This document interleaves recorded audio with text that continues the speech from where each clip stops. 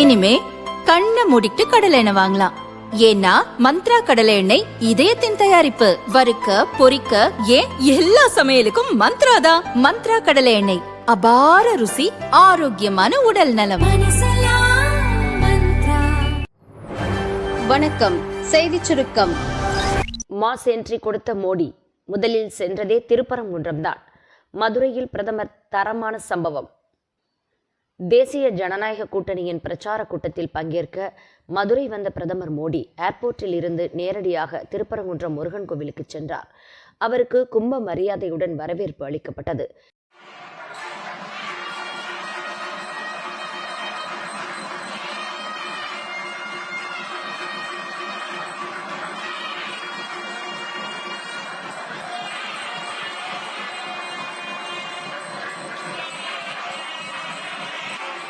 சாமி சன்னதிகளில் மனம் உருகி வழிபட்டார்.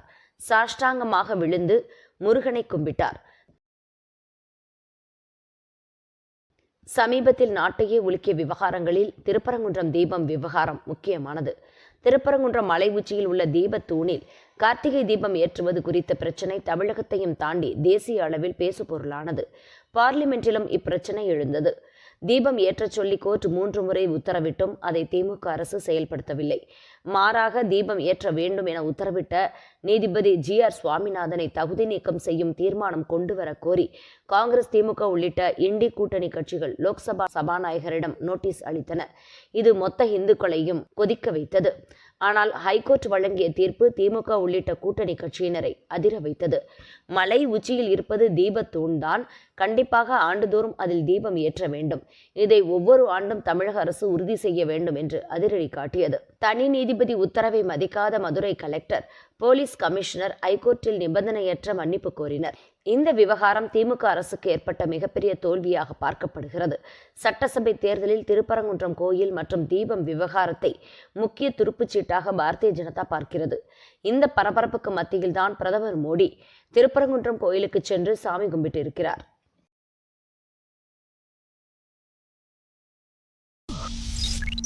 அமெரிக்கா இஸ்ரேல் தாக்குதல், ஈரான் முக்கிய தலைகள் மரணம். யார் யார்? முழு விவரம்.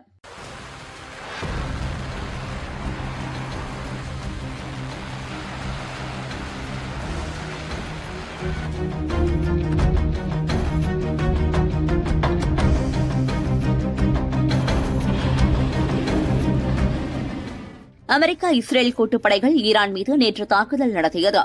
தெஹ்ரானில் ஈரானின் உச்ச தலைவர் அலி கமேனியின் மாளிகை, அதிபர் மசூத் பெசஷ்கியான் அலுவலகங்கள், ராணுவ தலைமையகம் உள்ளிட்ட முக்கிய இடங்களில் குண்டுகள் வீசப்பட்டன. இதில் கமேனியின் அலுவலகம் மீது நடத்தப்பட்ட தாக்குதலில் கமேனி இறந்துவிட்டார் என்று ஈரான் அதிகாரப்பூர்வமாக அறிவித்தது. கமேனியின் மகள், மருமகள் மற்றும் பேத்தி ஆகியோரும் தாக்குதலில் கொல்லப்பட்டதாக ஈரான் நாட்டு அரசு ஊடகம் தெரிவித்துள்ளது. கமேனியின் மரணத்தை தொடர்ந்து அவருக்கு நெருக்கமான முக்கிய ராணுவ அதிகாரிகளும் கொல்லப்பட்டதாக இஸ்ரேல் தெரிவித்துள்ளது. அமெரிக்கா மற்றும் இஸ்ரேல் நடத்திய அதிரடி தாக்குதல்களில் ஈரான் நாட்டின் ராணுவ அமைச்சர் அஜீஸ் நசீர் சாதே, ஈரானிய ராணுவ தலைமை தளபதி அப்துல் ரஹீம் மௌசவியும் கொல்லப்பட்டனர். இதனை இஸ்ரேல் உறுதிப்படுத்தியுள்ளது.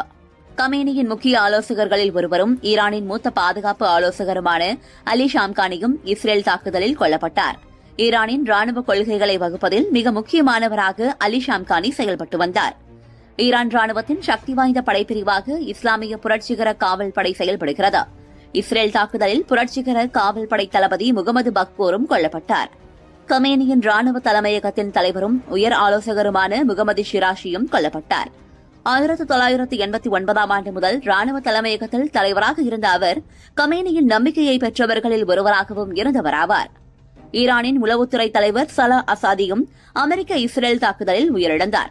இவர் இஸ்ரேலுக்கு எதிரான போர் நடவடிக்கைகளில் முக்கிய பங்காற்றியவர் ஆவார்.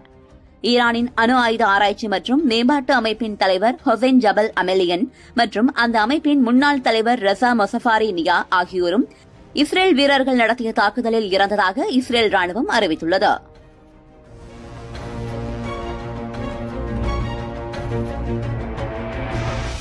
சிதைக்கப்பட்ட அமெரிக்க தூதரகம், பாகிஸ்தானியர்கள் வெறியாட்டம், சுட்டுத் தள்ளிய US ராணுவம், கராச்சியில் கடும் பதற்றம். அமெரிக்க இஸ்ரேல் படைகள் கூட்டு சேர்ந்து ஈரானை தாக்கியதால் மிகப்பெரிய போர் வெடித்துள்ளது. இந்த போரில் ஈரான் நாட்டின் உச்ச தலைவர் அலி கமேனியை மற்றும் அவரது குடும்பத்தினரை இஸ்ரேலும் அமெரிக்காவும் சேர்ந்து குண்டு வீசி கொலை செய்தன. இது ஈரான் மட்டுமின்றி சர்வதேச அளவில் பெரும் பதற்றத்தை ஏற்படுத்தியுள்ளது.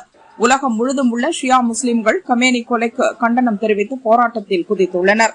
அமெரிக்கா மற்றும் இஸ்ரேலுக்கு எதிராக பாகிஸ்தானிலும் பயங்கர போராட்டம் வெடித்தது. கராச்சி நகரில் இருக்கும் அமெரிக்க துணை தூதரகத்தை நோக்கி கொத்து கொத்தாக ஷியா முஸ்லிம்கள் படையெடுத்தனர். உச்சகட்ட பாதுகாப்பு போடப்பட்டிருக்கும் இடத்தில் தடையை மீறி புகுந்த போராட்டக்காரர்கள் வன்முறை வெறியாட்டத்தில் ஈடுபட்டனர். பாகிஸ்தான் போலீசாரால் அவர்களை தடுக்க முடியவில்லை. கண்ணீர் புகை குண்டுகளை வீசியும் பலன் அளிக்கவில்லை. துணை தூதரகத்துக்குள் புகுந்த வன்முறையாளர்கள் அலுவலகத்தை அடித்து நொறுக்கினர். தீ வைத்தும் அட்டூழியம் செய்தனர். கமேனியை கொலை செய்த இஸ்ரேல் அமெரிக்காவுக்கு எதிராக கோஷம் போட்டனர். அமெரிக்க துணை தூதரகத்தில் அந்த நாட்டின் கடற்படை வீரர்கள் நிறைய பேர் பாதுகாப்பு பணியில் ஈடுபட்டிருந்தனர். நிலைமை கைமீறி போவதை உணர்ந்த வீரர்கள் வன்முறையாளர்களை நோக்கி சரமாரியாக சுட்டனர். பாகிஸ்தான் போலீசாரும் தடியடி நடத்தினர். அந்த இடமே போர்க்களமாக மாறியது. இதில் போராட்டக்காரர்கள் 10 பேர் கொல்லப்பட்டனர். 10க்கும் மேற்பட்டோர் பலத்த காயமடைந்தனர். பலி எண்ணிக்கை மேலும் உயரக்கூடும் என்று கராச்சி போலீசார் கூறுகின்றனர். நேற்று முன்தினம் தான் பாகிஸ்தான் அதிபர் ஷெபாஸ் ஷெரீஃபையும் அந்த நாட்டின் ராணுவ தளபதி அசீம் முனீரையும் தலைசிறந்த தலைவர்கள் என்று அமெரிக்க அதிபர் டிரம்ப் பாராட்டினார். அதற்குள் தாங்கள் யார் என்பதை டிரம்புக்கு பாகிஸ்தானியர்கள் இப்போது நிரூபித்து காட்டிவிட்டனர்.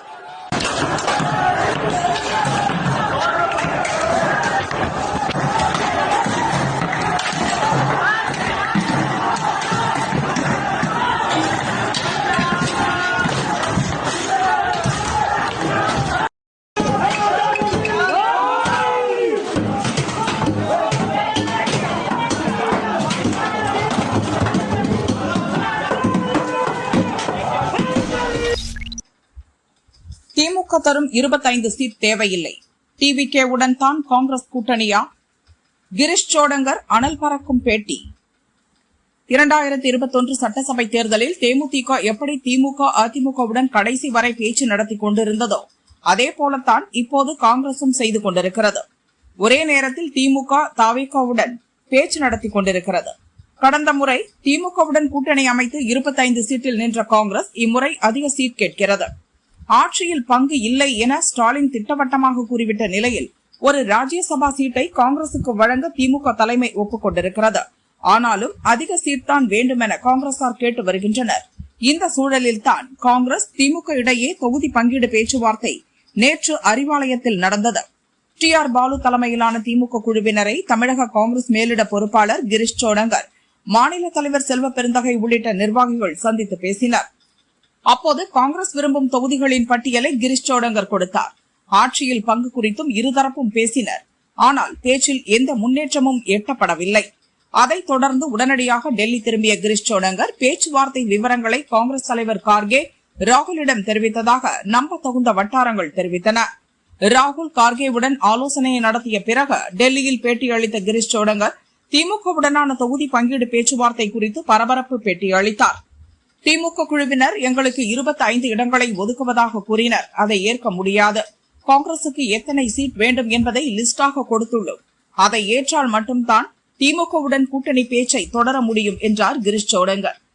தமிழக காங்கிரஸ் தலைவர்கள் தெரிவித்த கருத்துக்களின் அடிப்படையில் தான் அதிக சீட் கேட்கிறோம். திமுக நெருக்கடியாக இருந்த தருணங்களில் எங்கள் சீட்களை குறைத்துக் கொண்டோம். இப்போது அதை திரும்ப கேட்கிறோம். எங்களது இலக்கு சட்டசபை தேர்தலில் அதிக சீட் பெறுவதுதான், ராஜ்யசபா சீட் அல்ல.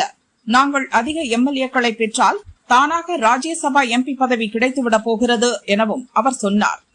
தவிகவுடன் கூட்டணி அமைய வாய்ப்புகள் உண்டா என்ற கேள்விக்கு திமுகவிடம் லிஸ்ட் கொடுத்திருக்கிறோம் என்றார்.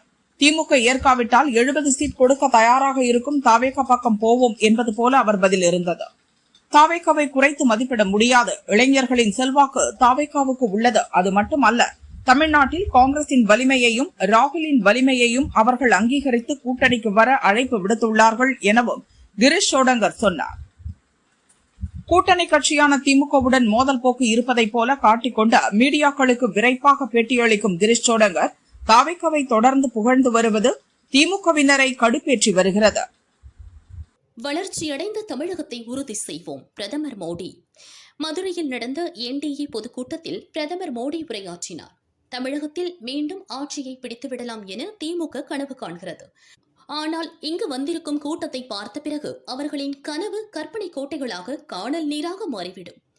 இந்த தேர்தல் தமிழகத்திற்கு ஒரு திருப்புமுனை. திமுகவை வெளியேற்ற மக்கள் முடிவு செய்துவிட்டனர். தேஜ கூட்டணி மாற்றத்தை கொண்டு வரும் என்பதை மக்கள் நன்கு அறிவார்கள். சுத்தம், சுகாதாரம் தர வரிசையில் கடைசி இடத்திற்கு மதுரையை கொண்டு சென்றனர். ஊழல் காரணமாக மதுரை மேயர் பதவியை துறக்க நேர்ந்தது. இதுதான் அவர்களின் மாடல். பணம் நமக்கு, பிரச்சனைகள் மக்களுக்கு என்பதே திமுக மாடல். மக்களுக்கு திமுக, காங்கிரஸ் எதுவும் செய்யவில்லை. ஆனால் இன்று வாய்கிழிய பேசுகிறார்கள், கூப்பாடு போடுகிறார்கள். தமிழகத்தில் பெண்களுக்கு எதிரான குற்றங்கள் அதிகரித்து வருகிறது. மாஃபியாக்கள், போதை கும்பல்களால் தங்களது குடும்பம் அழிவதை பெண்கள் நினைக்கின்றனர். ஜெயலலிதா ஆட்சியில் தங்களின் வாழ்க்கை எவ்வளவு சிறப்பாக இருந்தது என மக்கள் நினைத்து பார்க்கின்றனர். என்டிஏ அரசு பதவிக்கு வந்தவுடனே சட்டம் ஒழுங்கின் மீது கவனம் செலுத்துவோம், குற்றவாளிகள், போதைப் பொருள் மாஃபியாக்களை சிறையில் தள்ளுவோம், உங்கள் கண்ணியம், அதிகார பரவலாக்களை தேஜ கூட்டணி உறுதி செய்யும் என்று மோடி உறுதியளித்தார்.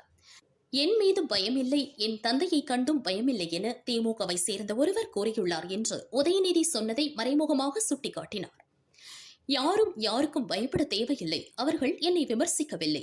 எனது ஜனநாயக அர்ப்பணிப்பை பார்த்து பாராட்டியுள்ளனர். என்னை விமர்சிப்பதாக நினைத்து பாராட்டுகின்றனர். இந்தியா ஐரோப்பிய யூனியன் உடன் வர்த்தக ஒப்பந்தத்தை நிறைவு செய்தோம். இப்போது வளர்ந்த 28 நாடுகளுடன் இணைக்கப்பட்டுள்ளோம். இளைஞர்கள், விவசாயிகள், தொழில் முனைவோர் ஆகியோருக்கு இது பொன்னான வாய்ப்பு. தமிழகத்தின் ஜவுளித்துறை, மின்னணு, கடல்சார் உணவு ஏற்றுமதியாளர்கள், சிறு குறு தொழில் முனைவோருக்கு சந்தை கிடைக்கும். அதிக ஆர்டர் கிடைக்கும். தமிழக இளைஞர்களுக்கு வேலை வாய்ப்பு கிடைக்கும். உலக அளவில் போட்டியிட்டு வெற்றி பெறும் வாய்ப்பு தமிழக பொருட்களுக்கு கிடைக்கும்.